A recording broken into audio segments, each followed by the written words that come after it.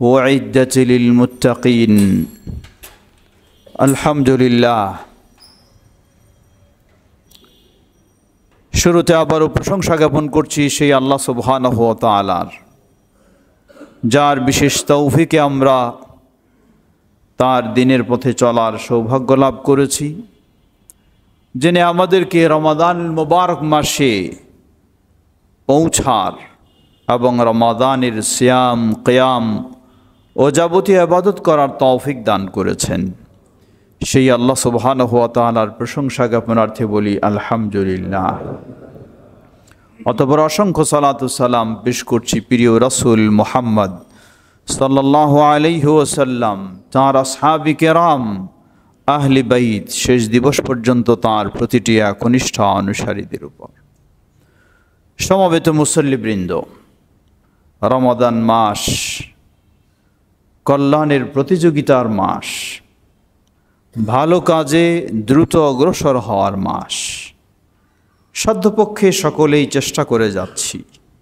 আল্লাহ আমাদের সকল ভালো কাজগুলিকে কবুল করে নিন, ভালো পথে আমাদেরকে বাকি জীবন অটল থাকার তৌফিক দান করুন। সমবেত মুসল্লিবৃন্দ, রমাদান ইসলামের চতুর্থ রোকন। ইসলামের তৃতীয় রোকন হল যাকাত। অনেকে আমরা রমাদান মাসে যাকাত দেওয়ার চেষ্টা করি। রমাদান মাসেই যাকাত দিতে হবে এমন কোনো শর্ত নয়, বরং যাকাত দিতে হবে আপনি যখন থেকে সম্পদের মালিক হয়েছেন, চাঁদের বর্ষ হিসাবে 1 বছর হয়ে গেছে, সেটি যদি শাবান মাসে হয় তাহলে শাবান মাসে আপনার জন্য যাকাত দেওয়া ফরজ। সেটি যদি শাওয়াল মাসে হয়, শাওয়াল মাসে আপনার জন্য যাকাত বের করা ফরজ। অথবা সেটি যদি মুহররম মাসে হয়, মুহররম মাসেই আপনার জন্য যাকাত বের করা ফরজ। রমাদানে করতে হবে এমন কোনো ইসলামের নির্দেশনা নেই, কিন্তু আমরা অনেক সময় রমাদানের সুযোগটা নেওয়ার চেষ্টা করি। হতে পারে রমাদান বরকতময় বিশেষ একটি মাস, তুলনামূলক হয়তো বেশি সওয়াব আমরা পাবো, সেই চিন্তা করে। অসুবিধা নেই, আপনি সেই চিন্তা করে হলেও করতে পারেন। তবে জিনিসটা যেন এমন না হয় আরও 2 মাস আগেই আপনার জন্য যাকাত ফরজ হয়ে গেছে, আপনি বিলম্ব করে রমাদান মাসে এসে যাকাত দিতে চাচ্ছেন, এমনটা যেন কখনো না হয়, তাহলে অবশ্যই আপনি অপরাধী হবেন। কিন্তু কার যদি এমন হয় আরও 2 মাস পরে তার যাকাত বর্ষ পূর্ণ হবে, তিনি অগ্রিম এখন এই রমাদান মাসে বের করতে চান হিসাব করে, তাহলে সেটি শরীয়তে অনুমতি রয়েছে, অসুবিধা নেই। আল্লাহু তাআলা আ'লাম। সমবেত মুসল্লিবৃন্দ, যাকাত এর গুরুত্ব তাৎপর্য সম্পর্কে বলার অপেক্ষা রাখে না। ইসলামে যে কাজটি ফরজ, এটাই গুরুত্বের জন্য যথেষ্ট। এটি ইসলামের রোকন, শুধু রোকন নয়। আবু বকর সিদ্দিক রাদিয়াল্লাহু আনহু তিনি বলেন, ওয়াল্লাহি, তরবারি উঁচু করে তিনি বলছেন, ওয়াল্লাহি লা উকাতিলান্না মান ফাররাকা বাইনাস সালাতি ওয়াজ যাকাহ, আল্লাহর কসম করে বলছি, এই তরবারি দিয়ে তার বিরুদ্ধে আমি যুদ্ধ করব যে যাকাত এবং সালাতের মাঝে পার্থক্য সৃষ্টি করে।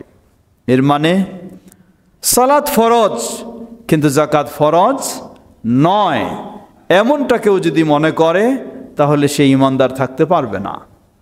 অথবা যাকাত ইসলামের রোকন বলে বিশ্বাস করে কিন্তু সে যাকাত বের করে না, যাকাত দেয় না, দিতে চায় না, মনে করে না দিলেও চলবে, তাহলে সে ব্যক্তির জন্যও কঠিন হুঁশিয়ারি উচ্চারণ করেছেন। সমবেত মুসল্লিবৃন্দ, অপরদিকে আখিরাতের ভয়াবহ শাস্তির তো বলার অপেক্ষা রাখে না। আল্লাহ রাসূল সাল্লাল্লাহু আলাইহি ওয়াসাল্লাম বলেন, মান আতাহুল্লাহু মালান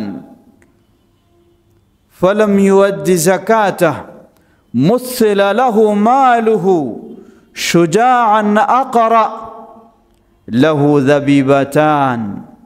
যাকে আল্লাহ সুবহানাহু ওয়া তাআলা সম্পদ দিয়েছেন, আর এই সম্পদের সে যদি যাকাত না দেয়, হক আদায় না করে, তাহলে কিয়ামতের দিনে এই সম্পদকে বিষাক্ত দ্বিমুখী একটি সাপ তৈরি করে দেওয়া হবে, যেই সাপ তার গলায় পেঁচিয়ে দেওয়া হবে, আর দুই মুখ দিয়ে সে সাপ কঠিনভাবে বিষাক্ত তাকে দংশন করতে থাকবে আর বলবে, আনা কাংজুকা ওয়া মালুকা, আমি তোমার ওই সম্পদ যেই সম্পদ তুমি সঞ্চয় করে রেখেছিলে, কোনো যাকাত আদায় করো নাই, সেই সম্পদের মজা তুমি এখন ভোগ করো।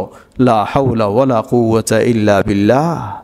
কোরআনুল কারীমেও আল্লাহ সুবহানাহু ওয়া তাআলা বললেন, যারা স্বর্ণ রৌপ্য সঞ্চয় করে রাখবে কিন্তু তার যাকাত দেবে না, এই স্বর্ণ রৌপ্যকে কিয়ামতের দিন গরম করে সেগুলি দিয়ে চেহারায়, পৃষ্ঠদেশে, পার্শ্বদেশে সেক দেওয়া হবে আর বলা হবে, এটাই হলো তোমার প্রাপ্য, এটাই হলো তোমার সম্পদের হক, তুমি যা আদায় করো নাই তাই তোমাকে এখন ভোগ করতে হচ্ছে। লা হাওলা ওয়ালা কুওয়াতা ইল্লা বিল্লাহ। মনে রাখবেন, দুনিয়ার জীবনে হিসাবে আপনি ফাঁকি দিতে পারেন মানুষকে, বলতে পারেন আমার যাকাত হয় নাই, আমি যাকাত কি থেকে দিব, এই সেই 6-9 আপনি করতে পারেন, কিন্তু আল্লাহ সুবহানাহু ওয়া তাআলার কাছে তো ফাঁকি দেওয়ার কোনো সুযোগ নেই। আল্লাহর কাছে 6-9-এর কোনো সুযোগ নেই। আল্লাহর কাছে হিসাব স্পষ্ট, সেই স্পষ্ট হিসাব অনুযায়ী আপনাকে যাকাত দিতেই হবে। যদি না দেন তাহলে হতে পারে দুনিয়ার জীবনও আল্লাহর পক্ষ থেকে শাস্তি আপনার জন্য নেমে আসতে পারে, অপরন্তু আখিরাতের জীবনে তো শাস্তি থাকবেই, এতে কোনো সন্দেহের সুযোগ নেই। অতএব আসুন আল্লাহকে ভয় করি। যাদেরকে আল্লাহ সম্পদ দিয়েছেন, আমরা যেন সেই সম্পদের যথাযথভাবে যাকাত প্রদান করার চেষ্টা করতে পারি। আল্লাহ আমাদের সকলকে সে তৌফিক দান করুন। সমবেত মুসল্লিবৃন্দ, বুঝলাম যাকাত দিতে হবে। কিভাবে যাকাত দেব? খুব সংক্ষিপ্ত সময়ে যাকাতের বিষয়টি একটু আলোকপাত করতে চাই, খুতবার সময় সীমাবদ্ধ। সাধারণত যাকাত কয়েক শ্রেণীর সম্পদের যাকাত হয়ে থাকে। যাকাতের ক্ষেত্রে শর্ত হলো যাকাতদাতাকে মুসলিম হতে হবে, যাকাতদাতাকে সম্পদ পরিমাণের মালিক হতে হবে। এখানে বয়স্ক হওয়া শর্ত নয়। কোনো অপ্রাপ্তবয়স্ক বালকও যদি সম্পদের মালিক হয়, ওয়ারিসি সূত্রে হোক বা যেই সূত্রে হোক, তাহলে সেই সম্পদ থেকেও যাকাত বের করতে হবে। তার অভিভাবক বা যে রয়েছে তাকেই সেটা থেকে অবশ্যই যাকাত বের করতে হবে। এখানে প্রাপ্তবয়স্ক হওয়া যাকাতের ক্ষেত্রে শর্ত নয়। প্রথম বিষয় হলো যে কয়েক শ্রেণীর সম্পদের যাকাত দিতে হয়। প্রথম হচ্ছে স্বর্ণ এবং রৌপ্য। কোনো ব্যক্তির একক মালিকানাধীনে যদি স্বর্ণ এবং রৌপ্য থেকে থাকে, শর্ত হলো একটি নির্দিষ্ট পরিমাণ। স্বর্ণ হলো 20 মিসকালা, 20 দিনার যেটা বলা হয়, যা আধুনিক ওজনে 85 গ্রাম, আর আমরা বলে থাকি আমাদের ওজনে 7.5 ভরি। এই পরিমাণ স্বর্ণ কারো অধীনে যদি পূর্ণ 1 বছর থাকে, তা এই পরিমাণ বা তার চেয়ে বেশি, তাহলে সেই স্বর্ণ থেকে শতকরা 2.5% হিসাবে যাকাত বের করতে হবে। 40 ভাগের 1 ভাগ হিসাবে তাকে যাকাত বের করতে হবে। রৌপ্য 100 দিরহাম, 200 দিরহাম, যা আধুনিক ওজনে 595 গ্রাম। আমরা বলে থাকি 52.5 ভরি। কারো যদি 52.5 ভরি পরিমাণ রৌপ্য থাকে, তার অধীনে পূর্ণ 1 বছর থাকে, তাহলে সেখানে এই পরিমাণ বা তার চেয়ে বেশি হয়, তাহলে 40 ভাগের 1 ভাগ তথা শতকরা 2.5% হিসাবে তার যাকাত বের করতে হবে। স্বর্ণ রৌপ্য দুটো একত্র করে নয়, দুটো ভিন্ন ভিন্ন জিনিস। স্বর্ণ রৌপ্য যদি অলংকার হয়, স্বর্ণ রৌপ্য যদি কারো কাছে অলংকার হিসাবে থাকে, তাহলে এর যাকাত হবে কি না এ নিয়ে কিছু মতামত রয়েছে। তবে মতামতের মূল কারণ হলো কিছু হাদিস, যেই হাদিসগুলিকে যারা গ্রহণযোগ্য বলেছেন তারা যাকাত দেওয়াটাই সঠিক বলেছেন। যেমন একটি হাদিস,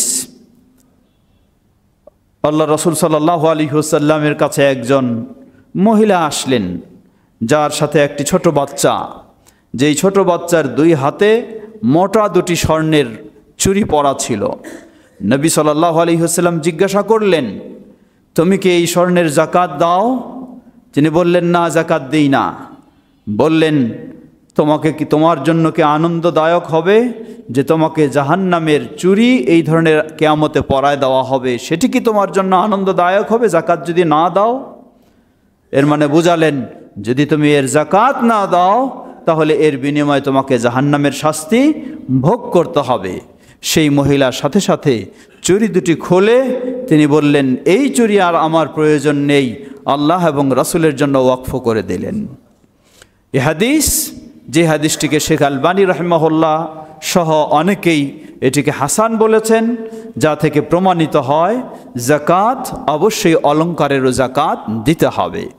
তবে এমন কেউ বলে থাকে যে অলংকারের যাকাতের ক্ষেত্রে কোনো নেশাব নেই, সামান্য পরিমাণ হলেও দিতে হবে, এ কথা সঠিক নয়।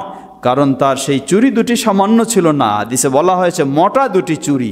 কারণ দুটি মোটা চুড়ি যদি হয় তাহলে 7.5 ভরি হওয়া খুব বেশি অসম্ভব নয়, অবশ্যই আরও বেশি হতে পারে। সুতরাং এই ক্ষেত্রেও সেখানে নেশাব হতে হবে। এই সব বর্ণনাগুলির আলোকে আমরা বলবো অলংকারের যাকাত দেওয়াটা হলো নিরাপদ। এই জন্য শেখ ইবনে বাজ রাহিমাহুল্লাহ, ইবনে উসাইমিন রাহিমাহুল্লাহ, শেখ আলবানী রাহিমাহুল্লাহ, তারা সবাই অলংকারের যাকাত ফরজ সেটির পক্ষেই তারাও মতামত দিয়েছেন এই সব দলিলের আলোকে। তবে কার কিভাবে হতে পারে? একটি পরিবারে মা, মেয়ে বা কয়েকজন মিলে যদি 7.5 ভরি হয় অথবা 52.5 ভরি হয় তাহলে সেখানে যাকাত নয়। এক একজনের মালিকানাধীনে 7.5 ভরি বা তার চেয়ে বেশি যখন হবে তাহলে সেটি তার জন্য যাকাত ফরজ হবে। যাকাত দিবে কি? স্ত্রী দিবে না স্বামী দিবে? জবাব, যাকাত দিবে তিনি যিনি সম্পদের মালিক। স্বামী যদি এই সম্পদের মালিক হয় তাহলে স্বামীর জন্য ফরজ যাকাত বের করা। স্ত্রী যদি সম্পদের মালিক হয় তাহলে স্ত্রীর জন্য ফরজ যাকাত বের করা। স্ত্রী হয়তো বলবেন, আমার কাছে তো যাকাত বের করার মতো পয়সা নেই। জবাব, পয়সা নেই এজন্য স্বামীর উপর দায়িত্ব নয়। তবে স্বামী যদি ইহসান করে, সহযোগিতা করে, অসুবিধা নেই, ভালো কাজে সহযোগিতা করলে করতে পারে, যাকাত বের করে দিতে পারে। এজন্য নিয়ম হলো যেই সম্পদের যাকাত হয় সেই সম্পদ থেকে বের করা। উদাহরণস্বরূপ, একজন মেয়ে মানুষের যদি 7.5 ভরি স্বর্ণ থাকে, অলংকার থাকে, আর যদি বাইরের টাকা দিয়ে সে যাকাত আদায় করে তাহলে প্রতি বছরেই তার 7.5 ভরিও আছে এবং যাকাতও দিতে হয়। অপরন্তু যদি সে কি করে, এই 7.5 ভরি থেকে 40 ভাগের 1 ভাগ হিসাবে জয় আনা হয়, তয় আনা যদি বের করে ফেলে তাহলে সামনের বছর তো আর তার কাছে 7.5 ভরিও নেই, তাকে আর জরিমানাও দিতে হবে না। সুতরাং যাকাত দেওয়াটাই হলো, অলংকারের যাকাত দেওয়াটাই নিরাপদ মনে করি এবং সেটি সঠিক মনে করি। আল্লাহু তাআলা আলাম। গচ্ছিত সম্পদের যাকাত, ব্যাংকে অথবা ঘরে অথবা কোথাও আপনার সম্পদ রয়েছে, সেই সম্পদের আপনাকে যাকাত দিতে হবে। অনুরূপভাবে আপনার ব্যবসার সম্পদ রয়েছে, সেই ব্যবসার সম্পদেও আপনার যাকাত দিতে হবে। গচ্ছিত সম্পদ, অর্থ অথবা ব্যবসার সম্পদ, এর যাকাত কি সিস্টেমে? তা হলো মূল পুঁজিটা আপনি লক্ষ্য করবেন। হতে পারে আপনার এই ব্যাংকে কিছু টাকা, ওই ব্যাংকে কিছু টাকা, ওই ব্যাংকে কিছু টাকা, খালি এক ব্যাংক আপনি লক্ষ্য করবেন না। আপনি লক্ষ্য করবেন আপনি কত টাকার মালিক। সেটি 10 ব্যাংকেও থাকতে পারে, 10 জায়গাও থাকতে পারে, সবটাই আপনাকে একসাথে যোগ করতে হবে। যোগ করার পর সেটি যদি 7.5 ভরি স্বর্ণের সমমূল্যের হয়, আপনার ব্যবসার যে পুঁজি, যেই পুঁজি দিয়ে আপনি ব্যবসা শুরু করেছেন, এটা যদি 7.5 ভরি স্বর্ণের সমমূল্যের হয় এবং পূর্ণ 1 বছর আপনার মালিকানাধীন এটা থাকে, মাঝে আবার হারিয়ে গেছে, কমে গেছে, তারপরে এসেছে, তাহলে নয়, পূর্ণ এই পরিমাণ। এর চেয়ে আরও বাড়তিটা কম বেশি হতে পারে, কিন্তু কমপক্ষে সবসময় 12 মাস আপনার কাছে 7.5 ভরির পরিমাণ ছিল, তাহলে আপনার জন্য যাকাত ফরজ হবে। সেখানে আপনি শতকরা 2.5 টাকা অর্থাৎ 40 ভাগের 1 ভাগ হিসাব করে আপনি যাকাত বের করবেন। চতুর্থ, গৃহপালিত পশু। গৃহপালিত পশুর ক্ষেত্রে জাকাতের জন্য এখানে কয়েকটি শর্ত। প্রথম শর্ত হলো আন তাকুনা সাইমা, প্রাণীটি হতে হবে এমন যেই প্রাণীটি বছরের অধিকাংশ সময় নিজে নিজে চড়ে বেড়ায়, এর পিছনে তেমন বেশি ব্যয় বহন করতে হয় না। আমাদের দেশের পরিস্থিতি অনুযায়ী বোঝা যায় এমন প্রাণী খুঁজে পাওয়াটা খুব কঠিন। দ্বিতীয়, এর নির্দিষ্ট একটি পরিমাণ রয়েছে। উট সর্বনিম্ন 5টি হলে, পূর্ণ 1 বছর হলে, গরু সর্বনিম্ন 30টি হলে, ছাগল সর্বনিম্ন 40টি হলে, এই ধরনের হিসাব রয়েছে। সেই পরিমাণ হলে এবং পূর্ণ 1 বছর হলে তারপর সেটাতে তার জাকাত ফরজ হবে। হতে পারে আমাদের দেশের পরিবেশ পরিস্থিতি অনুযায়ী এই ধরনের পশু পাওয়াটা খুবই, গৃহপালিত পশু পাওয়াটা খুবই কঠিন। প্রশ্ন আসতে পারে, কেউ গরুর খামার করেছেন, ডেইরি ফার্ম করেছেন, অথবা হাঁস মুরগির খামার করেছেন বা আরও কিছু, সেগুলির কি কোনো জাকাত নেই? হতে পারে আপনি 30টা নয় 130টাও আপনার গরু রয়েছে, আপনার ছাগল 40টা নয় কয়েকশো ছাগল রয়েছে, সেগুলির কি জাকাত হবে না? জবাব হ্যাঁ, সেটারও জাকাত হবে, কিন্তু সেটি গৃহপালিত পশু হিসাবে নয়, সেটি আপনার ব্যবসা হিসাবে, ব্যবসায়ী সম্পদ হিসাবে সেটার জাকাত আপনাকে হিসাব করে বের করতে হবে। মুরগি, হাঁস মুরগি এ সমস্ত কিছু জাকাত নেই, তবে এগুলি যদি আপনার বড় ধরনের পোলট্রি ফার্মের আপনার বড় ব্যবসা, এটি ব্যবসায়ী সম্পদ হিসাবে আপনাকে সেখানে জাকাত বের করতে হবে। পঞ্চম, জমিন থেকে উৎপাদিত ফসলের জাকাত। জমিন থেকে উৎপাদিত ফসলের জাকাতের ক্ষেত্রে শর্ত হলো, প্রথম শর্ত হলো একটি নির্দিষ্ট পরিমাণ, খামসাতু আউসুক। খামসাতু আউসুক হলো বর্তমান বলা যেতে পারে প্রায় 19 মণ।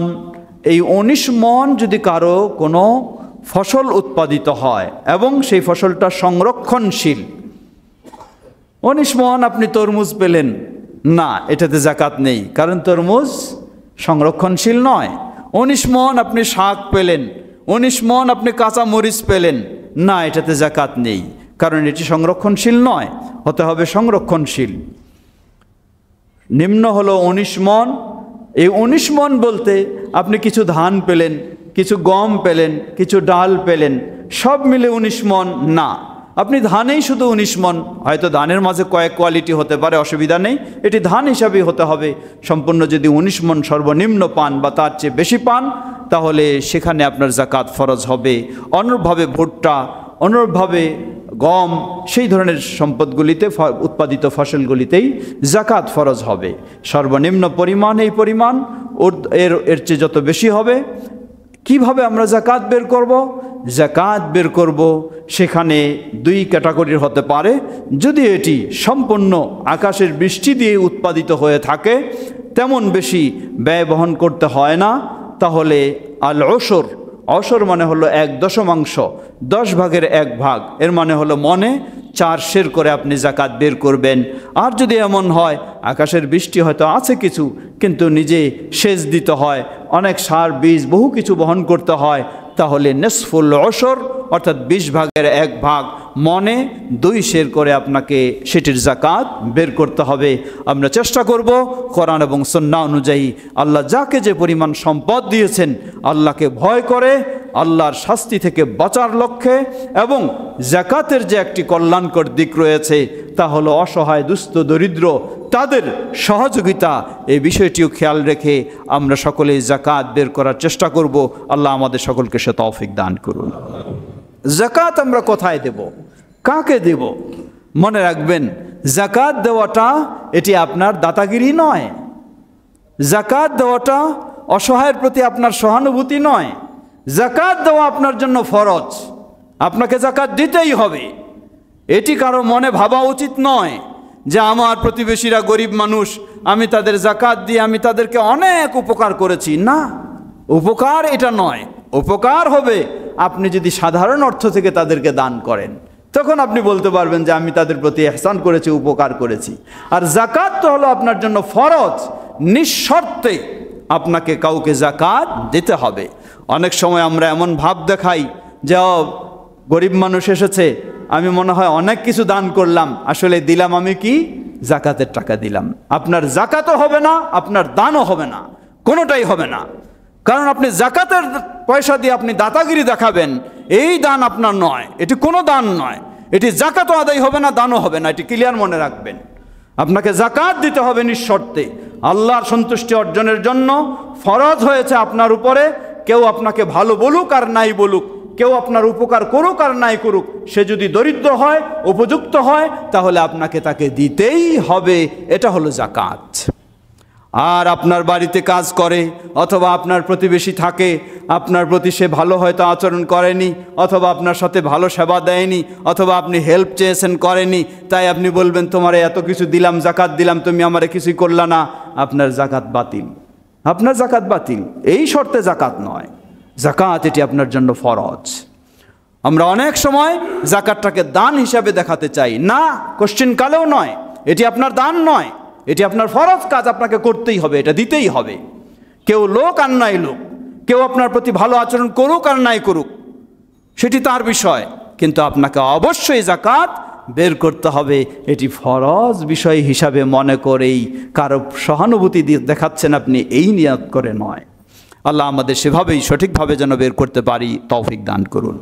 জাকাত বন্টনের খাত আল্লাহ সুবহানাহু ওয়া তাআলা সূরা তাওবায় ৬০ নম্বর আয়াতে ৮টি খাত উল্লেখ করেছেন, যা আমাদের সকলের কম বেশি জানা।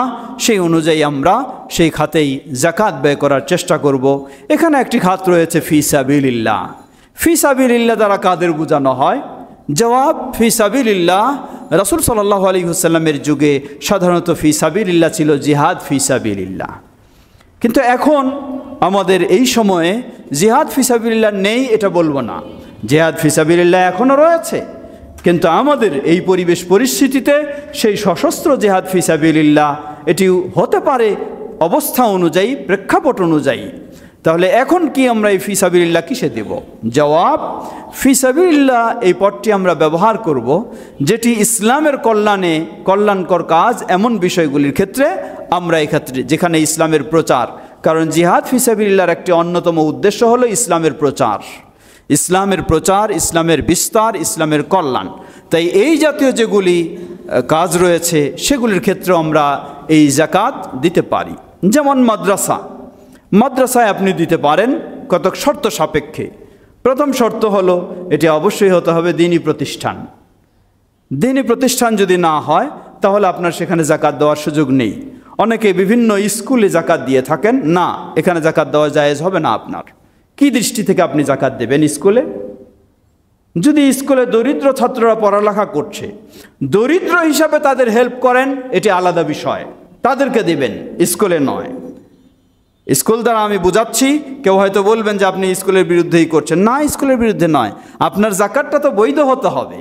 আপনি দিয়ে দিলেন, দেখাইলেন যে আমি এখানে অনেক দিলাম, আসলে দিলেন জাকাতের, আসলে আপনার তো জাকাত হয়নি, জাকাত আদায় হয়নি আপনার, আপনি ক্ষতিগ্রস্ত হলেন, আমার নয়, আপনার ক্ষতিগ্রস্ত হওয়া। সুতরাং জাকাত দিতে হবে শরীয়ত সম্মত খাতে। স্কুল বা কোনো ক্লাব যেখানে দ্বীনি বিষয় নেই, সেটা কখনো জাকাতের খাত নয়, সেটি কোনোদিন জাকাতের খাত হতে পারে না। যদি মাদ্রাসা হয় তাহলে সেটি জাকাতের খাত হতে পারে, যেখানে অন্য কোনো সরকারি অনুদান নেই, কোনো ব্যবস্থা নেই, এবং অসহায় দরিদ্র ছাত্রদের সেখানে পড়ালেখার বিষয় রয়েছে। প্লাস এখানে একটি শর্ত আমরা খেয়াল রাখতে হবে, এই মাদ্রাসা যদি আবার বেদায়াতি মাদ্রাসা হয়, যেখানে বেদায়াতের শিক্ষা দেয়, চর্চা হয়, প্রসার হয়, না, আপনার জন্য জায়েজ নেই দেওয়া, জাকাতও দেওয়া জায়েজ নেই সেখানে। অথবা যদি শিরকি মাজারপন্থীদের মাদ্রাসা হয়, না, সেখানে আপনার জন্য দেওয়া জায়েজ নেই, এটাও দেওয়া হারাম, কারণ সেটি ইসলামের নাম দিয়ে চলছে, আসলে সেখানে ইসলাম নিষিদ্ধ কাজেই রয়েছে। সুতরাং সেই নিষিদ্ধ কাজে আপনি জাকাত দিয়েও তাকে হেল্প করবেন একদিক থেকে, সেটি কখনো বৈধ হতে পারে না। অতএব আপনার কাছে যদি কোনো তাওহীদপন্থী সুন্নাহপন্থী মাদ্রাসা নাও এসে থাকে, আপনার উচিত হবে খুঁজে নিয়ে সেখানে দেওয়া। আর পিছে পিছে যদি ঘুরে থাকে তবু আপনার সেখানে দেওয়া জায়েজ হবে না। আল্লাহ আমাদের সেভাবে বিষয়গুলি ভালোভাবে উপলব্ধি করে আমরা যেন সঠিক খাতে আমরা জাকাত দিতে পারি। আল্লাহ আমাদের সকলকে সে তৌফিক দান করুন। আমাদের যে সমস্ত প্রতিষ্ঠান রয়েছে সুপরিচিত, মাদ্রাসা মুহাম্মাদিয়া আরবিয়া রয়েছে, সেখানে দরিদ্রদের বিষয় রয়েছে, মাদ্রাসাতুল হাদিস রয়েছে, এবং আরও যেগুলি আমাদের বিভিন্ন জায়গা থেকে, আজকেও আমাদের সে কুমিল্লা থেকে এবং অনেক জায়গা থেকে মাদ্রাসাগুলি এসে থাকে, আমাদের যেগুলি পরিচিত আমরা জানি তাওহীদ সুন্নাহর আলোকে চলে, সেগুলিতে আপনারা সাধ্য অনুযায়ী, সম্ভব অনুযায়ী সেই জাকাত সেগুলিতে দেবেন। আশা করি সেটি ইনশাআল্লাহ যথাযথ হবে। ওয়াল্লাহু তাআলা আ'লাম। আলহামদুলিল্লাহ রাব্বিল আলামিন ওয়াসসালাতু ওয়াসসালামু আলা আবদিল্লাহি ওয়া রাসূলিহি নবিয়িনা মুহাম্মদ ওয়া আলা আলিহি ওয়া সাহবিহি আজমাইন, আম্মা বাদ। সমবেত মুসল্লিবৃন্দ, ইসলাম একটি শান্তির জীবন ব্যবস্থা। ইসলামের মাধ্যমে দুনিয়াতে শান্তি, ইসলামের মাধ্যমে আখিরাতে শান্তি। দুই জগতেই শান্তির একমাত্র পথ হলো ইসলাম। চাই ব্যক্তিগত জীবনে হোক, চাই সামাজিক জীবনে হোক, চাই রাষ্ট্রীয় জীবনে হোক, সকল ক্ষেত্রে শান্তি নিশ্চিত হতে পারে একমাত্র ইসলামের মাধ্যমে। আজকে আমরা নানামুখী সমস্যায় জর্জরিত, যেটি অত্যন্ত লজ্জাজনক এবং কষ্টদায়ক। সেই নিরপরাধ শিশুরাও আজকে জালেমদের জুলম থেকে রেহাই পাচ্ছে না। অত্যন্ত লজ্জাজনক বিষয়টি। ধিক্কার, আপনি মানুষ নয়, আপনি মানুষ নামে পশু। আপনার নির্যাতন থেকে যখন শিশুরাও নিরাপদ নয়, লা হাওলা ওয়ালা কুওয়াতা ইল্লা বিল্লাহ, সেই ধর্ষণ কি ধরনের নোংরা এই সব কর্মকাণ্ড আজকে ছড়িয়ে যাচ্ছে। কেনই বা ছড়ে যাচ্ছে না? তথাকথিত সেই নারীবাদী, কোথায় সেই নারীবাদীরা আজকে? নারীবাদীদের পদক্ষেপ কই? নারীবাদীদের গুরুত্বপূর্ণ ভূমিকা কই? নারীবাদীদের ভূমিকায় বলবো আমরা, নারীবাদীদের ভূমিকায় আজকে নারীদেরকে ধর্ষণের শিকার করছে। নারীবাদীদের ভূমিকায় আজকে নারীদেরকে লাঞ্ছিত অপমানিত করছে। ইসলাম নারীদেরকে সম্মান দিয়েছে, ইসলাম নারীদেরকে মর্যাদা দিয়েছে। সেই ধর্ষণ এর শাস্তির ব্যবস্থা গোটা বিশ্বের আপনি তথ্য নিয়ে দেখুন। সেই পাশ্চাত্যের দেশগুলি যেখানে আজকে নারীদের সবচেয়ে বেশি অধিকার তারা দেওয়ার জন্য ভূমিকা রাখছে, দায়িত্ব নিয়েছে বলে প্রকাশ করছে, বাস্তবেই সবচেয়ে বেশি ওই ইউরোপ আমেরিকার দেশগুলিতে, পার্শ্বে ভারতের দেশেও প্রতি মিনিটে মিনিটে সেগুলিতে ধর্ষণের শিকার হচ্ছে। পক্ষান্তরে আপনি লক্ষ্য করুন, ইসলামী দেশগুলির মাঝে অন্যতম যে দেশে একমাত্র পৃথিবীর বুকে কোরআন এবং সুন্নাহর আলোকে শরিয়ার শাসন রয়েছে, সেটি হলো সৌদি আরব। সেই সৌদি আরবে আপনি দেখুন, বাস্তব যেই ধর্ষণের বা এই জাতীয় নোংরা অপরাধের শাস্তির ব্যবস্থা কোরআন সুন্নাহ অনুযায়ী প্রয়োগ করা হয়, যার কারণে তুলনামূলক বলা যেতে পারে শূন্যের কোঠায়। মানুষ তো শয়তানের প্ররোচনায় নোংরা কাজে, খারাপ কাজে লিপ্ত হবেই, ভালো মানুষও হবে, কিন্তু যথাযথ ব্যবস্থা থাকার কারণে সেখানে তুলনামূলক আমরা ওই সমস্ত যারা নারীদের অধিকার দিয়ে নারীদেরকে ধর্ষণে লিপ্ত করছে, ধর্ষণের শিকার করছে, তাদের তুলনায় এই দেশগুলি অবশ্যই প্রমাণ করে যে ইসলামী ব্যবস্থাই হলো সত্যিকারী ব্যবস্থা। সুতরাং আমাদেরও সেই দিকেই ফিরে যাওয়া উচিত। যারা ক্ষমতায় রয়েছেন, যারা দায়িত্বে রয়েছেন, তাদের কাছে আমাদের এই আহ্বান, সত্যি এই বেদনাদায়ক দৃশ্যগুলি কখনোই কোনো বিবেকবান মানুষ মেনে নিতে পারে না, কখনো কোনো বিবেকবান মানুষ এটিকে সহ্য করতে পারে না। অতএব সেগুলির প্রতিকার, সেগুলির সঠিক ব্যবস্থা হলো একমাত্র ইসলামের সঠিক নিয়মেই ফিরে আসা। আজকে আমরা ধর্ষণের সেই শাস্তি হিসাবে এত বছর তত বছর জেলের এদিকে সিদ্ধান্ত ফয়সালা দেওয়া হয়, অপরদিকে জামিন নিয়ে বের হয়ে আসে। যারা ধর্ষণের শিকার হয় তারাই আবার বিভিন্ন হুমকির শিকার হয়ে থাকে, কতই না তারা নির্যাতনের উপর নির্যাতনের শিকার থাকছে। কিন্তু ইসলাম যে ব্যবস্থা দিয়েছে, সেই ধর্ষক, সে অপরাধী, যাকে ইসলামে মৃত্যুদণ্ড যদি সে বিবাহিত হয়ে থাকে, তাকে প্রকাশ্যে, গোপনে নয়, প্রকাশ্যে জনসম্মুখে তাকে যেভাবে ইসলাম পাথর নিক্ষেপ করে হত্যার নির্দেশ দিয়েছে, যদি সেই ব্যবস্থা আজকে আমাদের সমাজে থাকতো, তাহলে এই ধর্ষণের শিকার থেকে হয়তোবা আল্লাহ সুবহানাহু ওয়া তাআলা আমাদেরকে রক্ষা করতেন। তাই আমাদের সকলেরই সচেতনতা তৈরি করা উচিত, সকলেরই এই আহ্বান তুলে ধরা উচিত। আমাদের দেশেও সেই ধরনের ইসলামী বিধিবিধানের অনুযায়ী যদি আমরা ব্যবস্থা নিতে পারি, তাহলে ইনশাআল্লাহ আমরা দুনিয়ার জীবনেও শান্তি লাভ করব, আখিরাতের জীবনেও শান্তি লাভ করব। আল্লাহ আমাদের সকলকে সেই শান্তির পথে চলার তৌফিক দান করুন। সমবেত মুসল্লিবৃন্দ, রমাদানুল মুবারকে বিভিন্ন কাজে, বিভিন্ন বিষয়ে, ভালো কাজে আমরা সবাই অগ্রসর হওয়ার চেষ্টা করছি। যেহেতু রমাদানে আর খুতবার সুযোগ হবে না, কথা বলার সুযোগ হবে না, শুধু আপনাদেরকে একটু সংক্ষিপ্তভাবে স্মরণ করে দিতে চাই। মনে রাখবেন, রমাদানেই শুধু আল্লাহর ইবাদত করব এমনটা যেন আমাদের না হয়। আমরা যেন রমাদান থেকে শিক্ষা নিয়ে সত্যিকারই ভালো নামাজি হতে পারি, সত্যিকারই ভালো দিনদার হতে পারি, সত্যিকারই ভালো মুসলিম হতে পারি, সত্যিকারই আল্লাহ ভীরু হতে পারি। একজন নারী হিসাবে রমাদানে যেভাবে আপনি সংযম হিসাবে চলার চেষ্টা করেন, সত্যিকারই পর্দানিশীল নারী হতে পারেন। রমজান থেকে যেন সবাই আমরা এই শিক্ষা নিয়ে আমাদের ঈমানকে, আমাদের আদর্শকে, আমাদের জীবনটাকে সুন্দর করে আমরা জান্নাতের পথেই অটল থাকতে পারি। আল্লাহ আমাদের সকলকে সে তৌফিক দান করুন। সমবেত মুসল্লিবৃন্দ, ছোট্ট একটি বিষয় স্মরণ করে দিতে চাই। আমি এর আগেও বলেছি, আমাদের কিছু কালচার রয়েছে, যে কালচারগুলি আবেগী হয়ে আমরা করে থাকি, এটি কখনো শরীয়ত অ্যালাউ করে না। তা কেমন? যেমন কেউ মারা গেলে জানাজা কে পড়াবে? এই মসজিদের প্রসিদ্ধ ইমামগণ আছেন, খতিবগণ আছেন না, ও একজন ছেলেরে খুঁজে নিয়ে আসি, যেই ছেলে দেখবেন যে হয়তো সালাতও পড়ে না, মুখে দাড়িও নাই, কোনো মতো পাঞ্জাবি দিয়ে তাকে নিয়ে আসে আমরা দাঁড়াই দিলাম। কেন?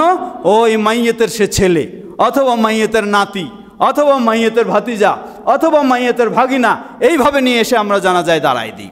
আমার অনেক সময় বিরক্ত হয়, মনে হয় জানাজা বাদ দিয়ে বের হয়ে যাই।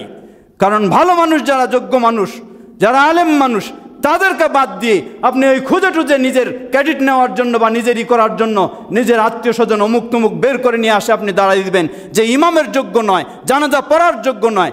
এমন কাজটি কখনো আমাদের হওয়া উচিত নয়।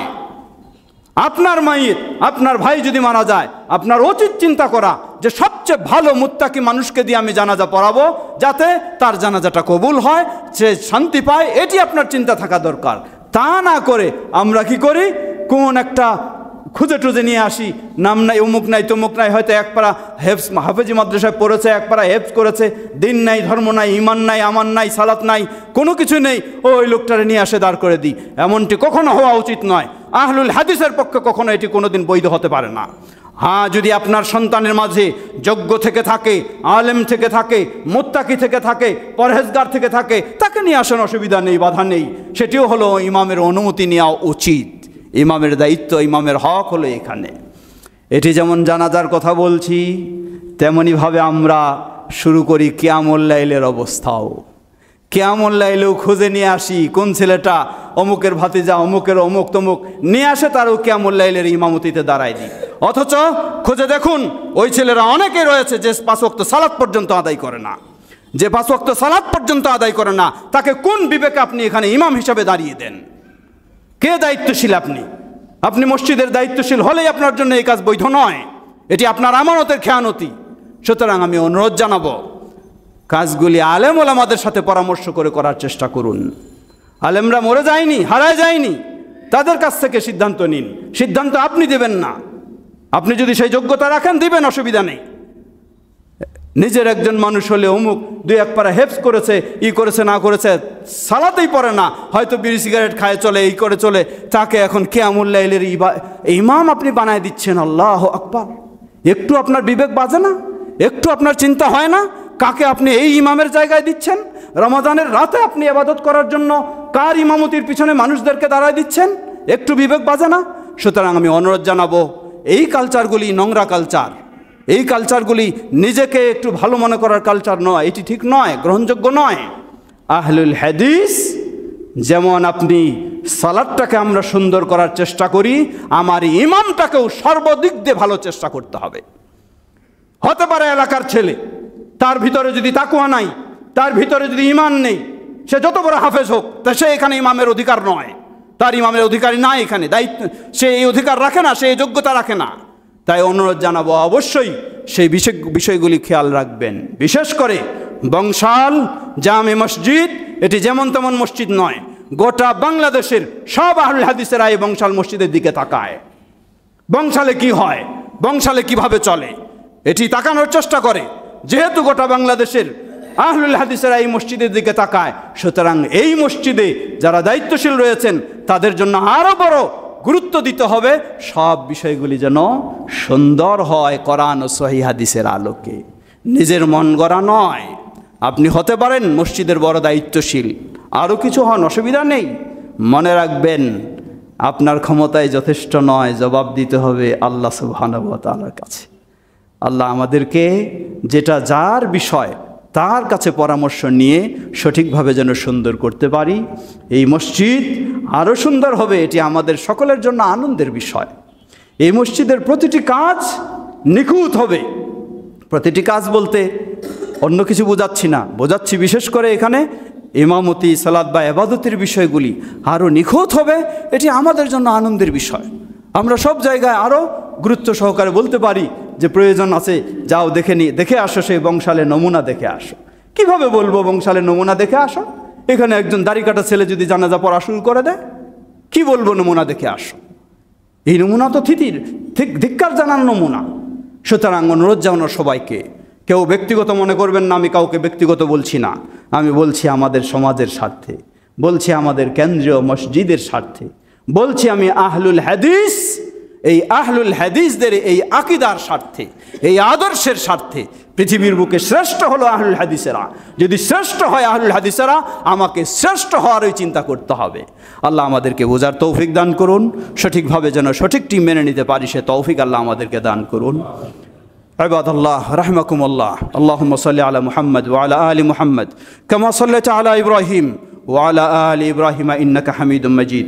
আল্লাহুম্মা বারিক আলা মুহাম্মদ ওয়া আলা আলি মুহাম্মদ কামা বারাকতা আলা ইব্রাহিম ওয়া আলা আলি ইব্রাহিম ইন্নাকা হামিদুম মাজিদ।